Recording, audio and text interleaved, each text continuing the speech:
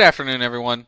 Desperado here, and today we're doing my first ever product review. I probably will never do product reviews on a regular basis because I don't have a lot of money, and I tend to save up my money as needed. But today's review is going to be on a brand new airplane that just come out that I think should be a must buy. Let's just say that is the PMDG of general aviation airplanes. Today, we are going to be reviewing the Isn't she beautiful? Comes with Heidi too, in case you are wondering. Heidi is a thing with A2A simulations, and very very nice aircraft. And in fact, I'm going to show you how realistic this airplane is, like this. I'm going to do a cross-country flight. I have not done any flights in this airplane at all, aside from starting it up for like 5 minutes to make sure it was working after installation. So I have no time in this airplane. Now, in real life, I have logged over 80 hours in a real 172. I know the plane very well, and that's why I wanted to do a review on this plane, because it's a plane that not only I have, but I've logged real time in it in real life. So let me show you what I have around me on my desk. Well, let me tell you actually. On my desk here, I have a piece of paper for writing stuff down, and I'm going to print a nav log out from Plan G in a minute. I have an old expired sectional chart for the area that we're going to be flying in. I also have a calculator, airport facility directory for the area we'll be flying in case the weather turns nasty. I have my iPad for IFR charts, and I have my whiz wheel, my E6B. So, the only thing, I'm going to use the book here, this PDF that came with the plane, for performance data in a second. But I have a 172S Skyhawk information manual here with me. I need to update it. It's a little old. But I'm not going to use the performance tables out of that because they're for a 172S, and I believe the AccuSim 172 is a 172R, which is different from the 172S. But I have this book here with me for the purpose of... I'm flipping with the pages. Hold on. For the purpose of checklist. The checklist and operating procedures through the 172s are about the same. It really depends on what avionics you have selected. And one more thing I have in front of me. I have the ASA Visualized Flight Maneuvers Handbook for High Wing Aircraft. I used this when I was getting my private pilot's license. I think at some point we're going to do a few of the maneuvers out of here just to make sure, just to see how cool and how poorly I can do them. So let's see here. I just need to look at the performance charts. And what I'm looking for is cruise data. Optimum altitude in 172s is around 8,000 feet. That's where you can get your best performance at, generally, without having to take too long to climb. Plan G, I entered in the information value into Plan G the other day. So, actually yesterday. I bought this plane 2 days ago, and I've entered in the performance data into Plan G, so it should calculate everything for us for the most part. It's recommending 4,500 feet, but to know what our cruise altitude is going to be, we need to know what our weather is. Let's first look at the radar.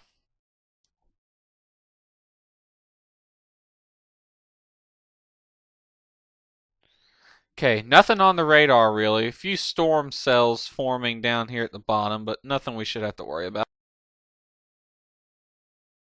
Alright, now, as far as METARs, we're departing 3 Juliet 6, which is Davis Field, Folkestone, Georgia, and we're heading for Heart of Georgia Regional in Eastman, Georgia. I don't know how long of a flight it is, probably about an hour. in route time. They're not too far apart. The closest airport to 3 Juliet 6 that has weather reporting services is Jackson International, and they're reporting winds 100 at 7, scattered cumulonimbus clouds apparently at 3,500 feet. So that did match what's on the radar. They do have towering cumulus clouds, and again scattered at 13,000. Broken at 2,000 or 20,000. Altimeter 29993. Now we can see these other airports are my en route airports. AYS is Waycross. It's reporting an altimeter of 29993 and clear skies. We're heading north, so we're going to get away from the bad weather. Altimeter is 29993, so we can expect little to no pressure differences between the two. And as far as our arrival, yeah, the altimeter goes up the further north we go, so the weather is getting better. Although Dublin is reporting overcast at 6,000 feet.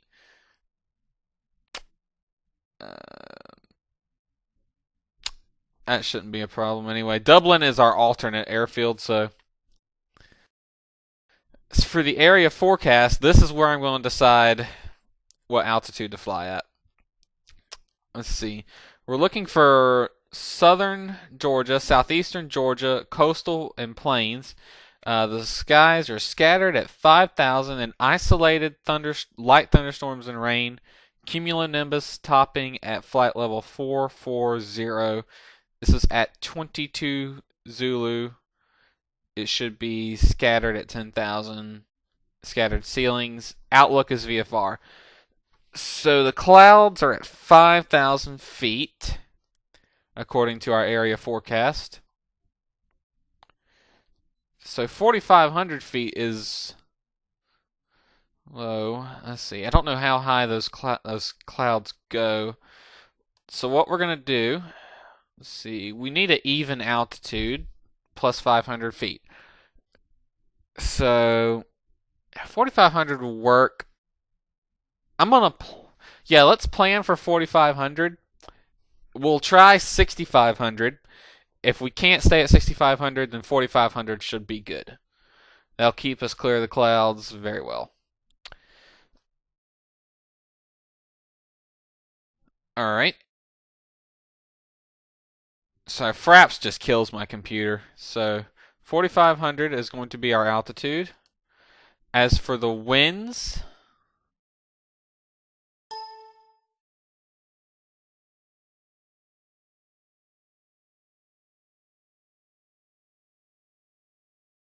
I don't know why Fraps running just wants to kill the computer to the point that it's unusable sometimes.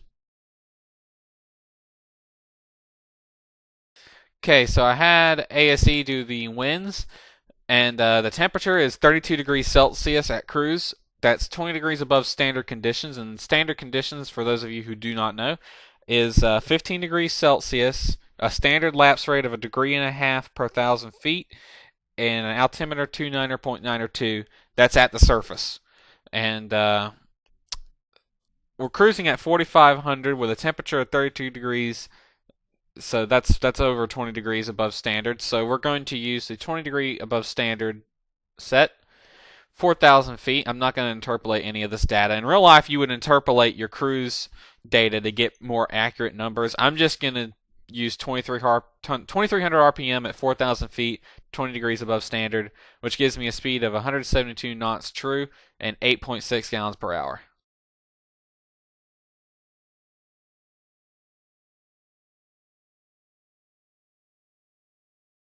And I'll just write on my piece of paper here, or actually I'll set it in my whiz wheel. Hold on, 8.6 gallons per hour.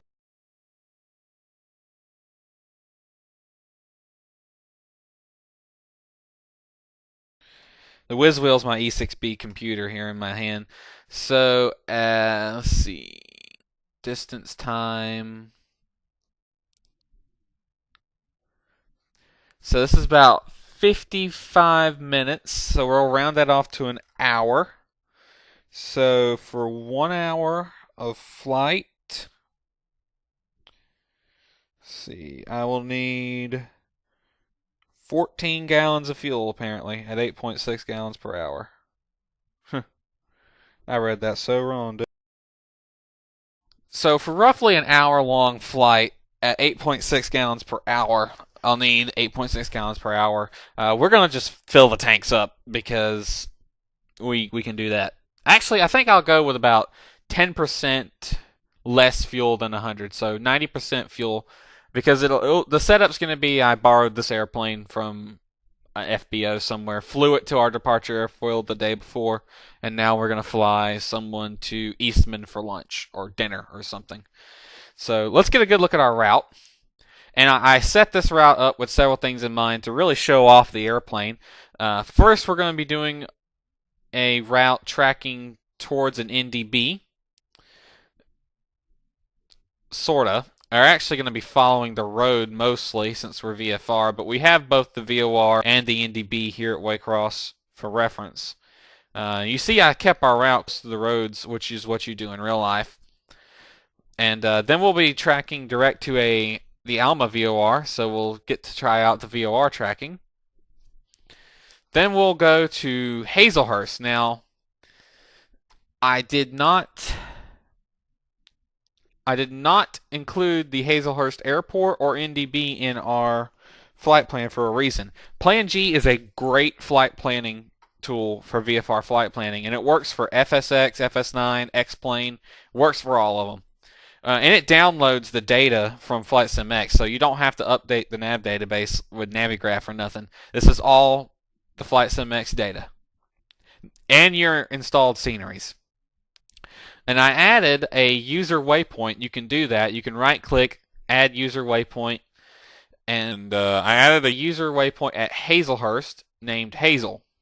So we'll be looking for the town at that point. When we get to Alma, we'll just fly off on a radial, and we'll look for the town.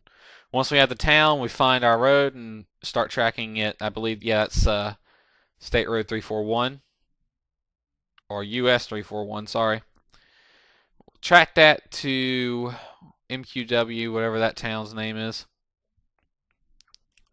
This airport. And then not far from there is going to be Eastman. Now, Eastman has a tower. This is default FlightSimX data that's showing. I have scenery for Eastman's airfield, which is Heart of Georgia Regional. But it does have a tower. Okay, it is showing up here. Tower and ground and ATIS. So we're good. We'll be getting flight following with default ATC. So I'll take a screenshot so you can see the nav log, but let's go ahead and hop in the airplane. So I just want you to see the nav log real quick. This is the nav log or flight plan thing that Plan G generates, and it's probably the most useful one I've ever seen for VFR flying in Flight Sim.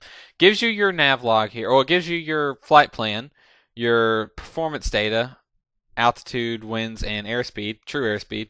Then it's got the nav log, waypoint, VOR, and NDB frequencies, track information, ETA, ATA blocks.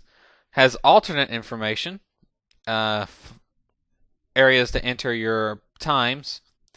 It's got departure and arrival airport information, including frequencies, runway dimensions, and it's got departure. It'll show departure and destination weather.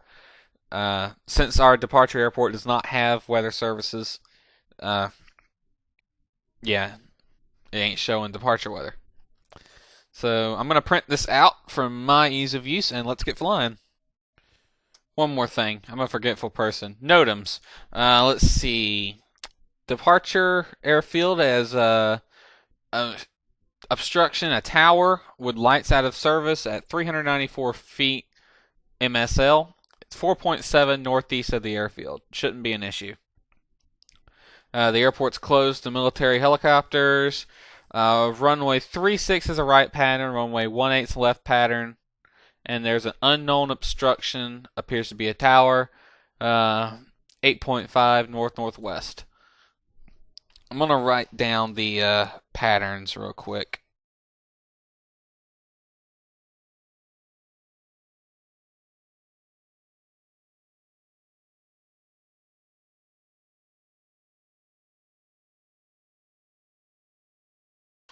So I'm writing on my notebook paper that runway 36 is a right pattern, 18's a left pattern.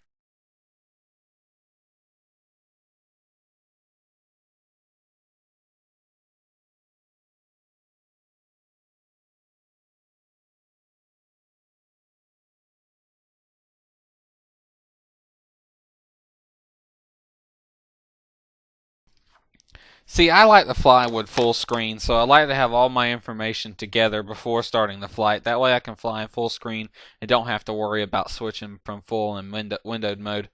Let's see, Waycross has just got some towers with lights out of service and one unknown. Let's see, FTC NOTAMs at Bacon County. Helicopter visibility reduction below 1 statute mile not authorized. And just some amendments to some instrument procedures. Shouldn't concern us. Hazelhurst is another tower with lights out of service. And runway PAPI lights are out of service. Not that that would be present in Flight Sim. Oh, and the dimensions have changed. They've extended the runway. It's now 5,008 feet by 75. Let's see. There's no NOTAMs for our rival airfield, but there is one for our alternate. Let's see. Dublin service Atlanta approach departure from 10:15 to 0300 Zulu is Atlanta Center. And Atlanta Center is doing approach and departure on 0300 through 10:15 Zulu, daily. We'll just let Flight Sim handle our ATC for the most part. All right, so let's go. All right, here we are at Davis Field, my hometown airfield. This is scenery that I made myself, by the way. This is not default scenery, and this is not default AI traffic over here because for some reason there's a caravan amphibian over there.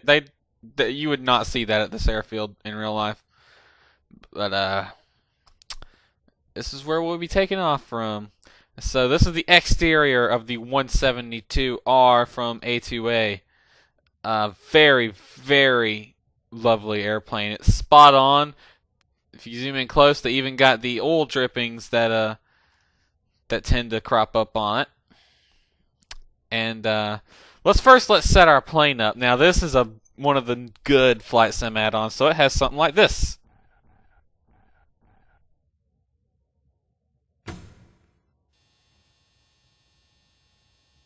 Alright, this is the hangar, which lets me set up the different things on my airplane. I can just choose the battery. Let's see. An RG2415M or 11M. Let's go with the 15M. I'm going to go with the AirTrack tire because it has better performance on turf, which is what we're going to be taxiing on today. No engine heater kit. Let's go without flap seals. We will put gear fairings on. And we have a Macaulay 75-inch, 70-degree fixed pitch, which is a factory stock prop.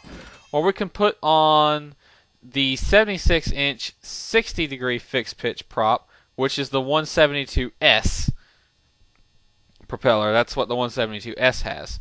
Let's go to the engine. Alright. We're using 100 AW oil. Cam guard additive. I'm not going to mess around with that. As for our spark plugs, we're going to use the massive wire spark plugs as opposed to the fine wire. They're more resistant to fouling. Do a compression test.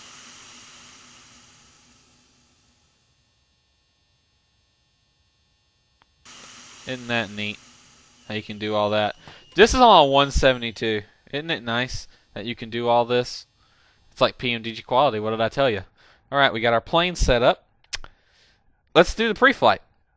And yes, we're going to do a pre-flight. A full walk-around pre-flight.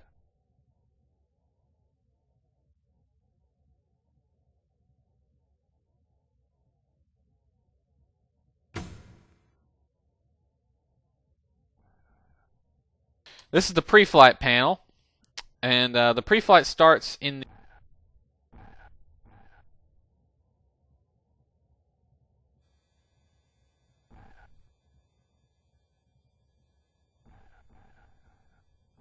Pre-flight starts in the cabin. This is the cabin.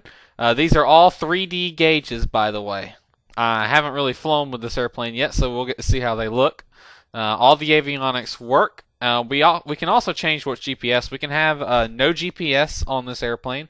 We could have this GPS 295 stuck on the window here, which is what I'm going to use today. Or we can also have a built-in GPS, in which case we will lose the DME, but we will have GPS. We apparently have autopilot. I was wondering if this plane had autopilot or not. Alright, so starting from the pre-flight in the cabin.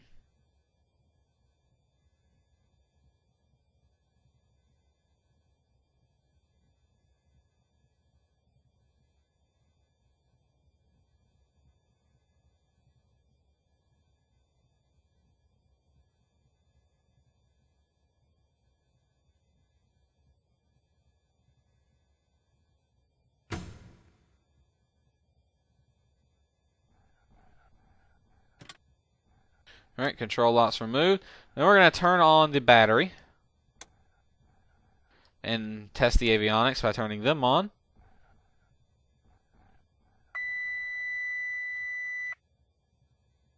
We'll set the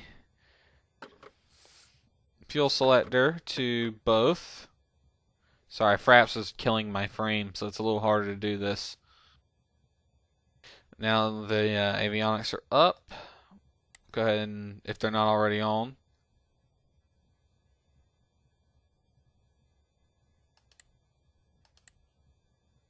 turn them on.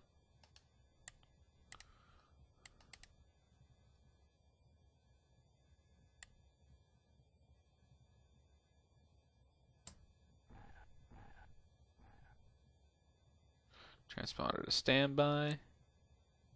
DME's on. Alright. Avionics on. Flaps to the down position. Wow, that sound is accurate. That's exactly what the 172 flaps sound like. Alright. So we're pretty much done in here. No need to check Hobbs or takt time because we're in a simulator. Next, move outside. Pitot tube. Check pitot tube is warm to touch. I did not test the pitot tube heat. What you would do and realize is you just turn the heat on for about 5 seconds and then turn it back off to see if it's working. But I didn't do that. We're not going to need the pitot heat today. Let's see. Baggage door. Check lock with key. It is locked. We'll check the tail here. First thing we want to do is untie it. It is untied. Check all these bolts and their securing pins, as well as these straps here that connect the different parts together. Those straps are for static electricity, by the way. Make sure they're all good. And check the ones on the rudder. And you're also looking at these cables to make sure that they're not too slack.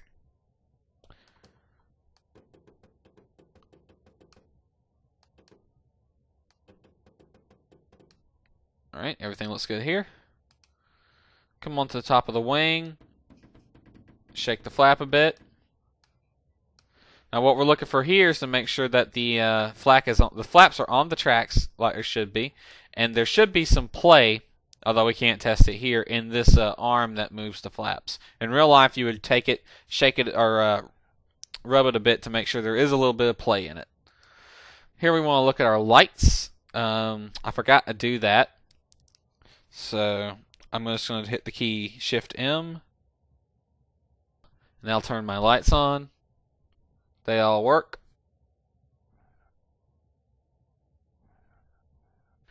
Let's see. Check for proper movement and security. We're checking the aileron while we're here too. Make sure that the pins are in like they should be, and make sure it is properly moving. Nothing to block it. See, here we're testing or looking to make sure that the tie down is disconnected. There's no tie downs here, so nothing to worry about. And check the leading edge. There is no damage. Here we want to check the tire. It's a brand new tire, so nothing to worry about. Another leading edge inspection. We want to look at our fuel. 100 low lead aviation gas, AV gas, avgas. That's what it looks like, folks.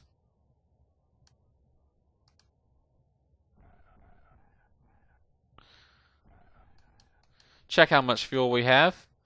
We have, looks like just shy of 25 gallons. So we're going to round that down to 24 gallons in the right tank. We're going to check our oil. Oil looks pretty new, about 7 quarts. Check our nose gear. No damage, and we have proper strut extension. Strut extension is on the airplane when you take off. The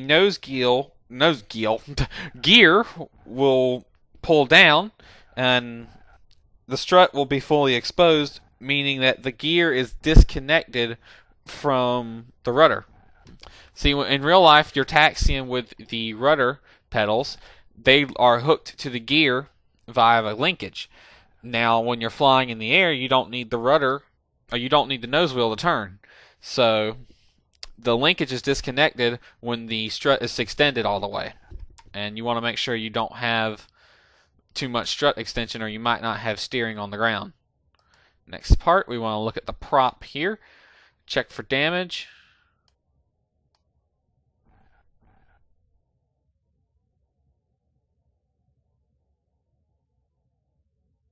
Nothing blocking the blades.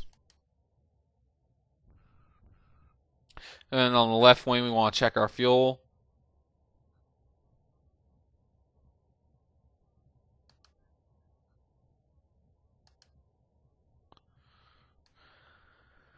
And we have about 23 gallons on this side. So we have 23 gallons on the left tank, 24 on the right tank. That gives us 47 gallons of fuel, plenty to get to our destination. That's probably, let's see, where's my calculator?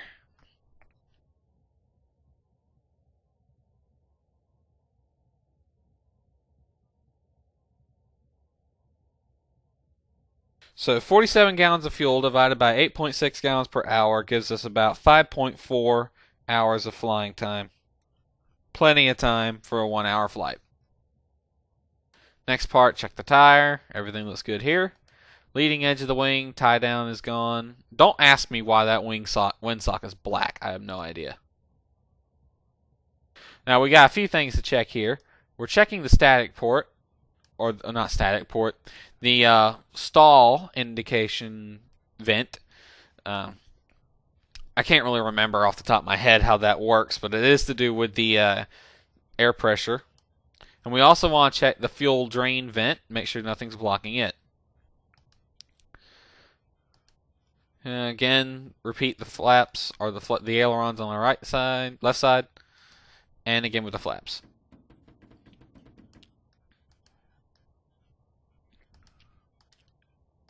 Ladies and gentlemen, we're done with pre-flight.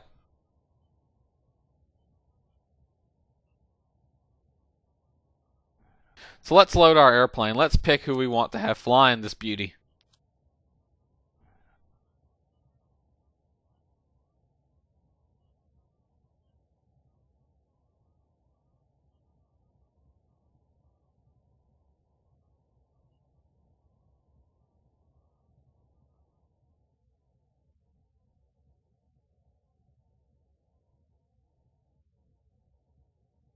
Since I'm done with pre-flight, I don't mind moving the camera around a bit.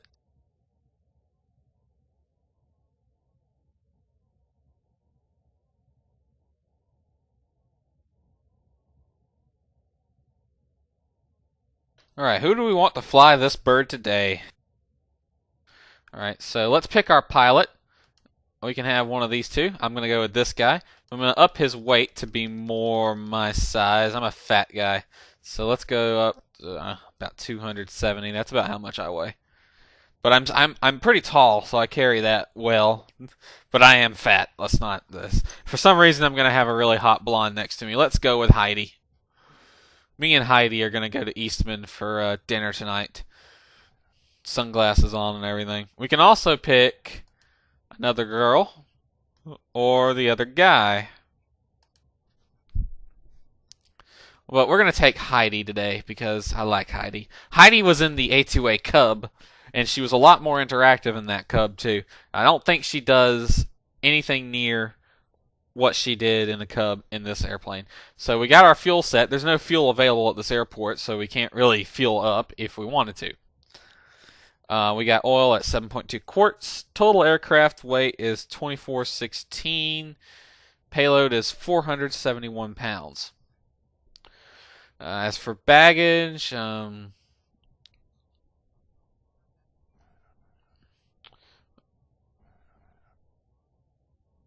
we'll put, generally in my flight school's airplanes, they had a little crate in the back that had an extra quart of oil and a few care supplies, plus the tow bar is all back there. So I like to add about 20 pounds in the aft baggage compartment, which brings my total payload up to 491 pounds and total weight to 2436. Now, just as a quick, let me see what the weight limit is. Okay, yeah, I looked. 2,550 pounds is the max gross weight, and we're at 2436. So we're about 120 pounds lighter than max gross, but it is a pretty hot day, so the air is going to be thinner and all that fun stuff. Alright, so I think we're ready to go. Wow, those clouds look a little big, don't they? They shouldn't pose too much of a problem, though. Alright, me and Heidi are going to head to Eastman for dinner. Join us, will you, on the next part